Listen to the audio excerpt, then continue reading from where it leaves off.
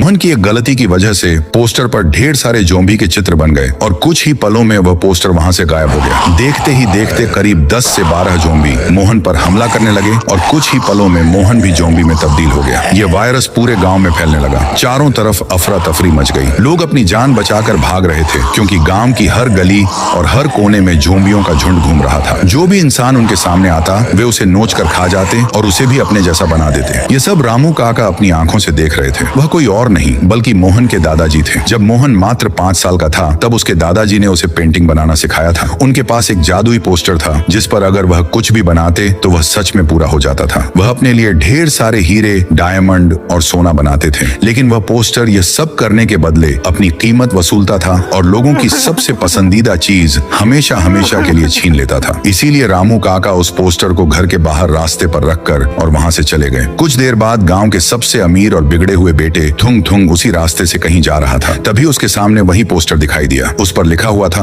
मैं एक जादुई पोस्टर हूँ, अगर तुम मेरे ऊपर कुछ भी बनाते हो तो वह सच हो जाएगा। थुंग थुंग की आंखें चमक उठी और वह तुरंत उस पोस्टर को अपने घर ले आया। उसने उस पर बहुत सारी चीजें बनाई, कपड़े, खिलौने और ढेर सारे पैसे। तभी उसके दिमाग में एक खुराफाती ख्याल आया, क्यों ना मैं इस पोस्टर से गांव वालों को परेशान करूं।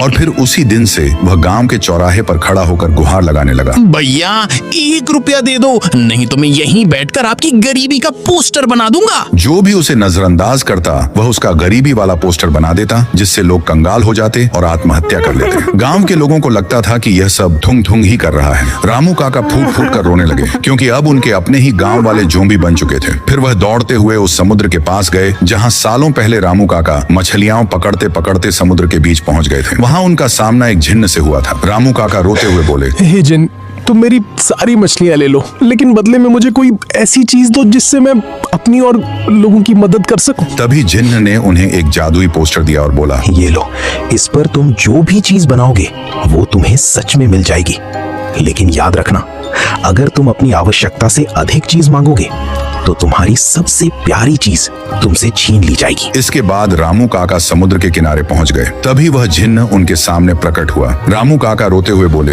अब तुम उस पोस्टर को खत्म कर दो, वो अब गांव वालों को निगल रहा है। अगर ऐसे ही चलता रहा तो एक दिन हमारा पूरा गांव खत्म हो जाएगा। पोस्टर का खेल अभी खत्म नहीं हुआ। अगला राज देखने के लिए सब्सक्राइब करके अगला पार्ट जरूर देखना।